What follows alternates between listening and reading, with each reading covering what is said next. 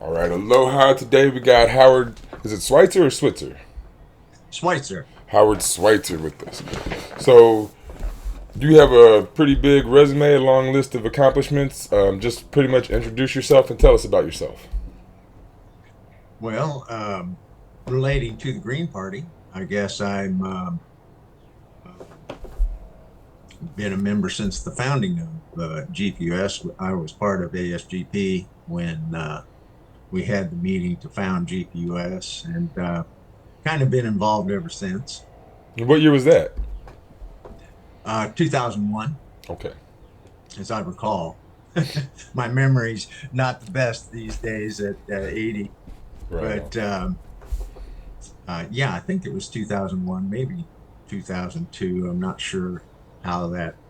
I know GP2TN was founded in 2001, and so it must have been the same year in Santa Barbara. Right on. So one of the big questions that my people that watch my show they ask me is what the Green Party does when they're not running for president. Everyone keeps asking me where's Jill Stein, where's Jill Stein, but not just Jill Stein. Like what does the Green Party tend to do in the 3 years that they're not running for office? I thought that was a good question. Well, of course, the Green Party is an assembly of state parties. And so I suppose that between elections, the state parties are involved in local initiatives and elections and efforts to make themselves known. And they have representatives on the national committee of the Green Party, where usually, well, there'd be analysis of the national election that all of the parties came together for, and so analysis and discussion of how that went and how we could do better. There's a lot of discussion of policy procedures within the party. And then we have lots of discussion about current affairs and things like that. And then platform proposals for usually adding to the platform. Um, and so we have a pretty big platform. And and I think that's mostly what is involved. Now, Jill, of course, she's kind of on a campaign all the time, Right. so she's going around to groups talking to them all the time. And then just got done with a big shindig in Seattle with Sawante and others talking about unification of the left and that kind of thing. Right. I missed that program myself, although there's a recording available. I haven't watched it yet. Well, I watched some of it. I've watched some of it too. I saw Shama Sawat talking on it. So Yeah, something yeah, that interests me about the email you wrote me, you said you did permaculture, right? yeah, And you did that like in the 80s or 90s? yeah. Could you talk about that a little bit? On my channel, I've I, showed well, my friend Albert Bates um, turned me on to it, and he was a member of the farm community, which I was a member of for 10 years, which was a spiritual community that started in 1971, kind of coming out of the Haight Ashbury, a bunch of hippies okay. who toured the country following Stephen Gaskin on a speaking tour around the country. And when they got back to San Francisco, said, "Well, what are we going to do now?" And said, "Well, we're kind of a community, so we should find some land to found a community on." And so the vote was, well, where should we go? And everybody was unanimous to go to Tennessee. Okay. And the reason that was because that caravan of hippies following Stephen through a bunch of states through the north and then back through the south to get to San Francisco. Every state met them with state police and searched their buses, except for Tennessee. And they crossed the line. When they crossed the line in Tennessee, they said, "Where's the cops?" and they, and so they drove all the way to Nashville, which is in the middle of the state, and pulled over the side of the road out by Percy Priest Lake, and then a state police car came up, and they thought, okay, here we go. And the state cop came on board, and he said, "Hey, we heard you were coming. There's a parking lot up there by the lake that you're welcome to circle up and use. Now you might get visitors because they've heard about you coming, and so there might be people coming out to ask questions. If you have any trouble, give us a call." So your group was known then.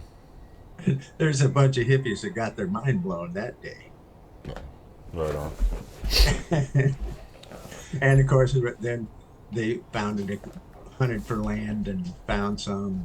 And well, there was somebody from Nashville who had actually said, "I have a bunch of acreage down in Lewis County. You're welcome to camp on until you find your land."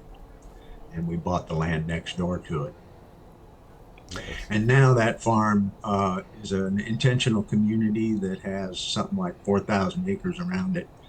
The community itself, community proper, is just 750 acres, but they started a land trust thing called the Swan Trust, Conservation Trust. And so they've been buying up land around it for. And what's the name of that community? Pardon? What's the name That of the community? is called The Farm. Oh, okay. I think I've heard of that. I think I've seen that. Yeah.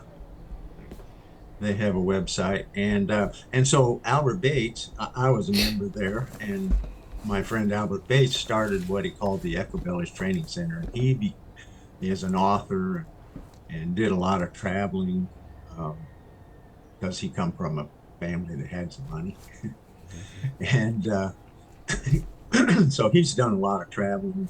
What was his name again? Albert Bates, Bates. And he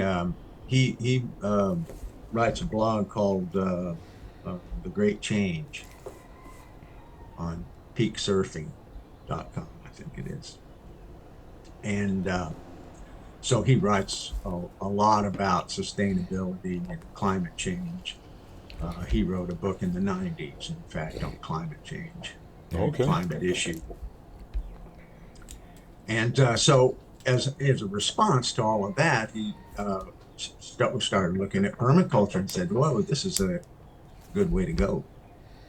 And so founded the Echo Village Training Center, and that's where where I learned about permaculture from the various teachers that he brought in, and then I taught the natural building portion of it after. Well, I was already doing some straw bale building work, and then Yanto, can't remember his last name now, Yanto Evans, came and taught us about earth building, which was, of course, common among people in Europe. He taught you about earth what? And the UK, earth building. Earth building. What they called cob in England. Cob, it's basically just earth, sand, and clay, and straw. Mixed together in proportions that would dry into a very hard rock-like substance. And so they built thousands of homes and buildings that way for a long time. Now, the rich people, of course, built with stone. They could afford stonemasons. But the people built with mud. Right. And so it was in a very sustainable system method, because, if you let that building go to waste, it doesn't have any toxics in it. So it's not, a pollution. It just turns back to dirt. Usually the roofs were built with round, full wood frames so that, there wasn't even any milling involved. And so it was very sustainable building method that could be used today still. And there are people building those a few around the world. And of course, in Africa, some of the people still build that way. Right. Yeah. Let's see. Um. So, what kind of involvement are you with the Green Party right now? Right now, I'm an observer for the state of Tennessee. And even though I've just recently moved to North Carolina, I haven't made that change yet. But I've been an observer for a number of years. And then I'm also the chair of the Banking and Monetary Reform Committee, which was formed. I think I told you the story there. And so we've been, talking about the money for a number of years now. Okay. And so, how is the funding for the Green Party? Or is the Green Party like funded well? Does it need more funding?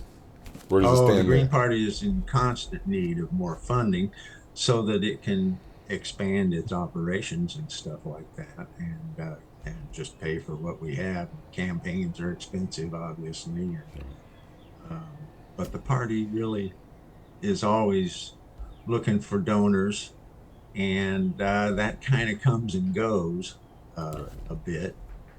And I haven't been on the finance committee, but that that's been a consistent issue Okay. with a tiny party who forces of capital are, of course, opposed to most of what we're about. So Right. it makes it a little difficult. Like, and the onerous, uh, ballot access laws keep us down pretty good. So the Green We're Party, we I have the always most I always access of describe this. the party. What's that I now? always describe I always describe the party as a green cruiser sitting by the curb with the motor running, waiting for everybody to pile in and go somewhere. Right. Right. Yeah. So, how is it getting people to run for the Green Party? uh, I think it comes from people like you, where they just see the problems and they come to the Green Party wanting to do something about it, wanting to run for an office. Um, I ran for office too, in some years ago, back in the earlier 2000s, and but that was mostly just to get uh, standing in court to sue our state for their ballot access laws. Right. And so getting candidates to run is that's also been difficult, and well, actually, for instance, in our local in Nashville, we had a pretty good group after the Nader campaign there. A lot of members, and some of them were very smart and active, and um, had a lot of fire in the belly. And so one of those was Freddie O'Connell, who was a member of the Greens, and ran for office as a Green one year. But the next year, he was convinced to run for the Democrats. Oh, Well, he's now the mayor of Nashville. and he's a Democrat. Yeah. Oh man. So yeah, that's And of course, it's a nonpartisan office, so that the political affiliation isn't necessarily that public, but it's there. right. So does that It's out happen? there Does that happen a before lot where everybody. the Green Party has like a strong candidate and then the Democrats will poach him? That happens. That's happened more than once. Okay. Yeah, Does the Green Party ever and try to it's do that with the because I. Democrats? Huh? Does the Green Party ever try to do that with the Democrats? Get like some of the progressive Democrats that are kind of successful to come over to the Green Party to kind of maybe help the Green Yeah, Party get more. yeah, yeah. In fact, Cynthia McKinney was one. Oh, okay. Who? Cynthia McKinney, Cynthia McKinney. who Is she in the was Green a Party now? former elected uh, congressional representative, and so she ran for uh, president on the Green Party ticket Okay. in 2008. And but being a former Democrat, there was a lot of controversy within the party, Mm. about her. and everything. But and she's no longer affiliated with the Greens, and now she's teaching in Bangladesh. I think Okay. was even given a government appointment there Hmm. or something. I still communicate with her occasionally. Okay. So funding and people. What would be the next biggest need for the Green Party? Would you think? I think just awareness that we exist and what we're about, because a lot of people just don't know, Right. never So heard of us. If I've you're been not on mass media, right. I've been who told that. knows? So some of the things that people told me is that the Green Party or Jill Stein isn't out there enough. They're not on enough YouTube shows. They're not on the news enough. And what I tell people is that like they don't they won't have us on quite as much. Like the mainstream media definitely won't have us on. But even like a lot of the YouTube channels, they're more Democratic or Republican. They're not really as progressive as like the Green Party would be or is or whatever. So like how, like I don't know Yeah, exactly how to get out there. Like what do you like? What's the way you think the Green Party could get out? Like a plan or something? yeah. I don't know, but I've been involved with some nonprofits that are monetary reform groups. Two of them, actually three. One of them's a global group. But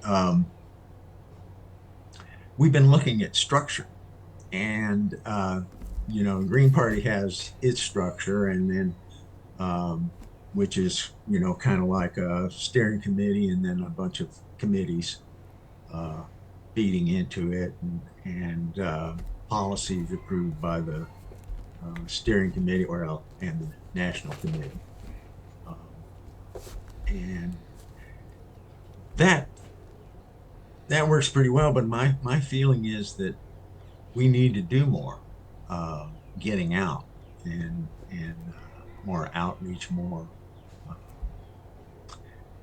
I think forums showing how the Green Party's platform and everything would work, and I think connecting all of the various issues together. And I think some of the problem with that is that you get into this polarization thing right away, and that I I kind of came with the Green Party because I loved that we had a slogan, not left, not right, but out front.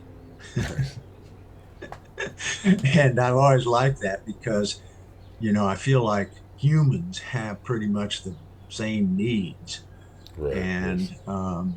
and they just have different ideas about how to best do them Right. and get them taken care of. And so I think it's important to seek common ground among all of the political persuasions. And of course, the Green Party did pretty good with that early on because we had both Republicans and Democrats in the party, and then progressives, independents, and then uh, an influx of Marxists also, and or socialists. They're young kids mostly, uh, uh, eco socialist group, Yeah. and so a bunch of youth came in and very critical of the party as it was, and but they haven't real hasn't been much movement uh, since that.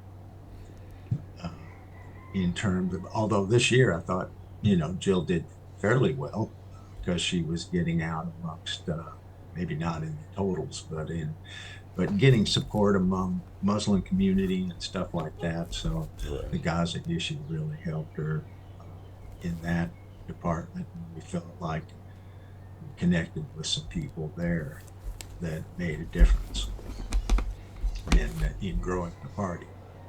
So we'll see how that all comes out in the next round. But I think I would like to see more Greens out, and of course we have uh,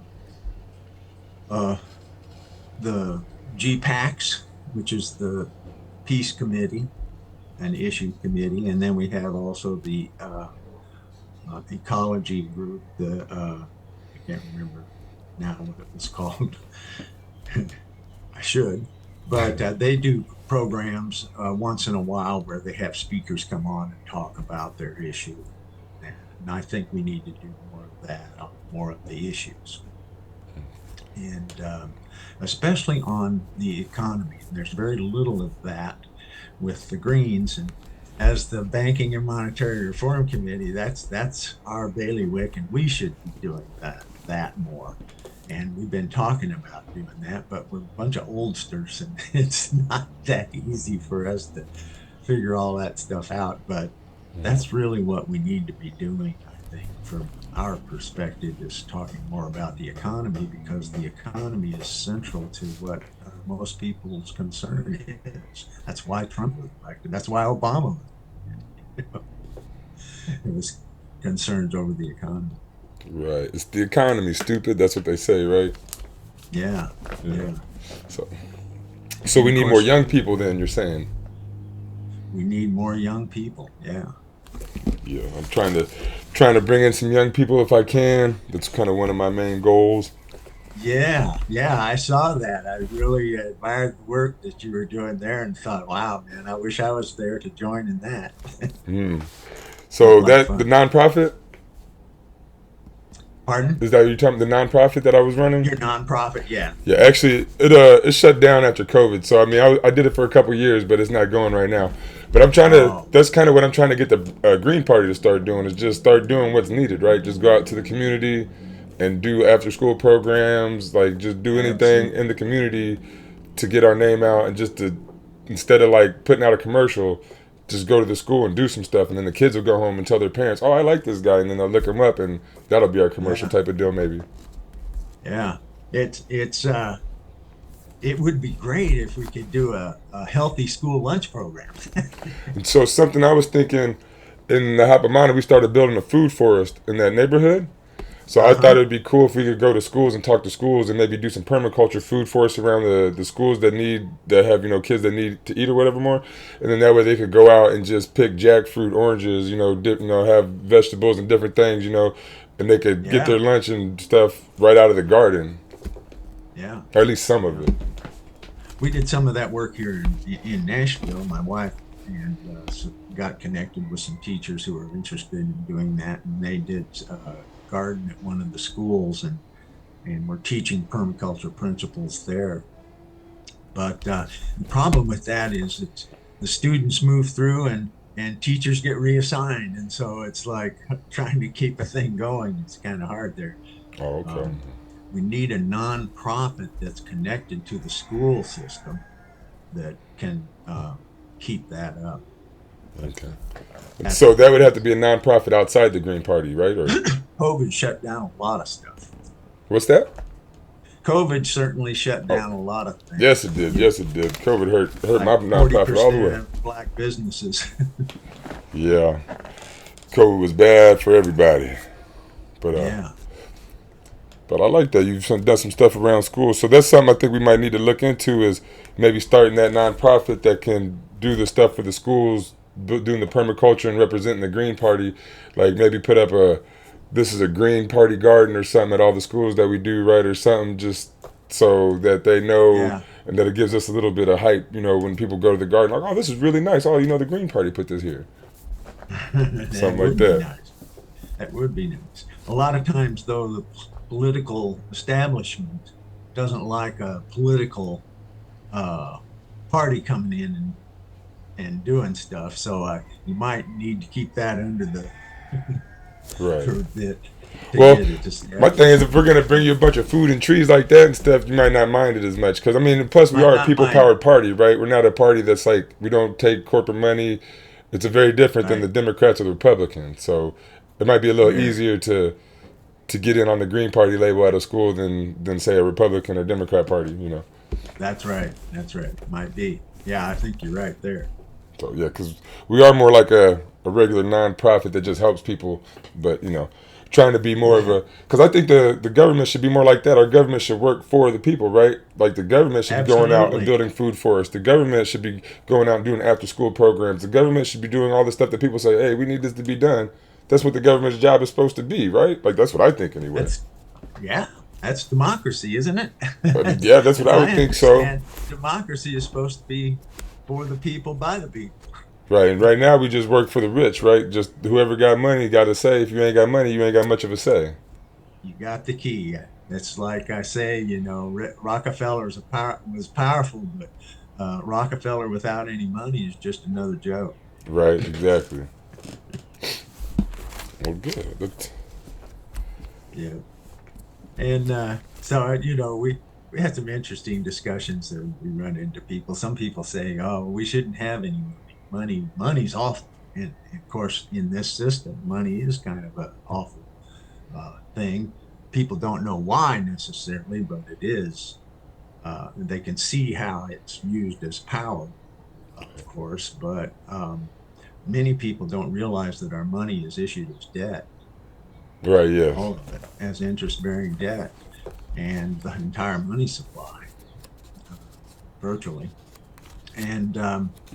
And what that does is that there's a study by an architect out of Germany. Her name was Margaret Kennedy, and she became a monetary reformer for the same reason, just looking at society, what's the problem here, and digging into it. She got to the bottom, was money. And so she started looking at the current system and discovered that because it's interest bearing debt, the money it was issued as, there's accumulated debt in all the prices of everything, all the goods and services that we buy. And on average, that's 50%. 50% is interest going up the chain to that top 1%.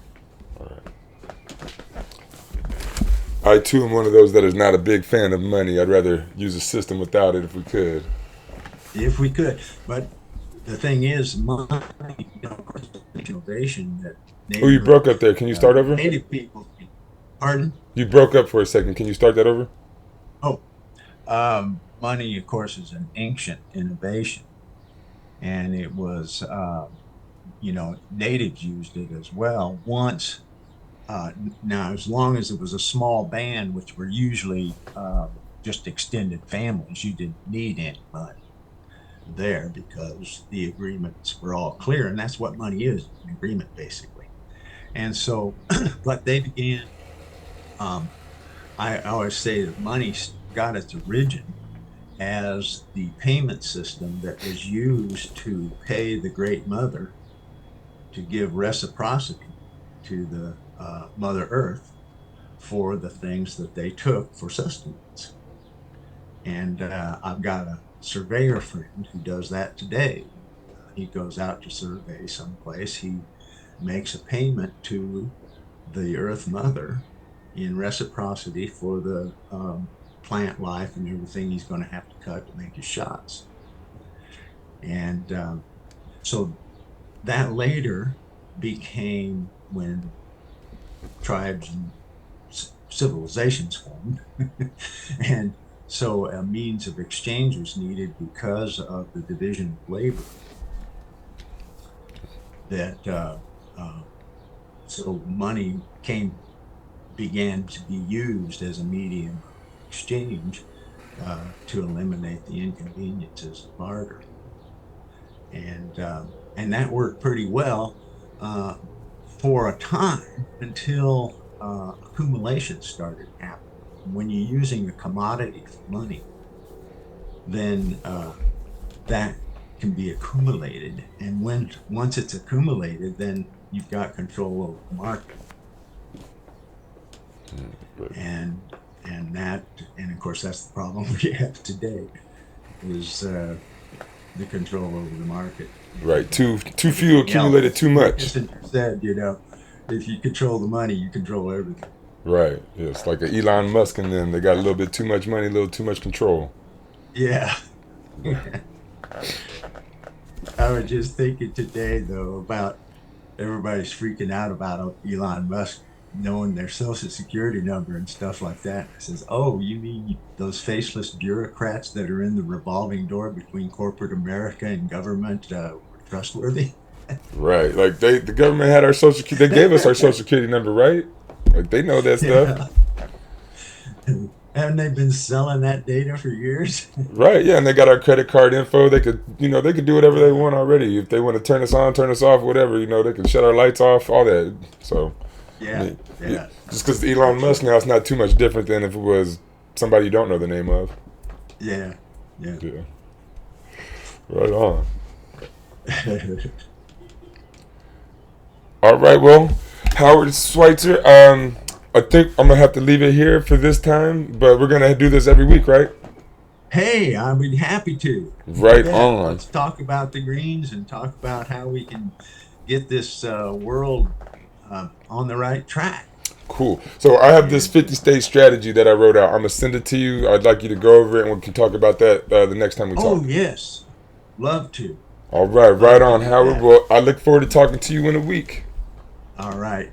All right. Terrific. Thank you See you very much, next week. sir. Bye bye. Aloha. Aloha.